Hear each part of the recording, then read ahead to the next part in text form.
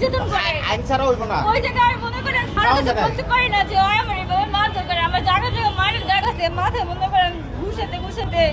আমার মাথায় মনে করেন ফুলে লইছে 5 বছর হয়েছে আমার বিয়ের আমার 2টা বাচ্চা আছে বাচ্চারা বড় হয়েছে অনেক চায়না দেশে নিয়ে গেছে চায়না দেশে নিয়ে আমার আলাদা করে ফেলছে আর মামির বাসা আমার রাখছে আর বাচ্চাদের ওর মার কাছে রাখছে ঠিক মতন বাজার করে না কাম কাজ করে না ঠিক মতো বাজার করে না আর কোনো কিছু চাইলে করে কি আমার মনে করে মারধর করে অনেক বাংলাদেশে আইছে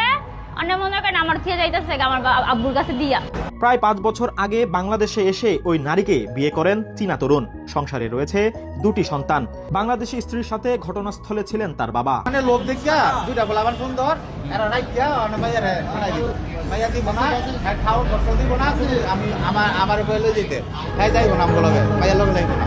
সমস্যা মানে মাইয়ারে নির্যাতন করে থাকি না কথা বুঝি না থাকি না সমাধানের পরামর্শ দিয়ে দুপক্ষকেই সেখান থেকে পাঠিয়ে দেওয়া হয়।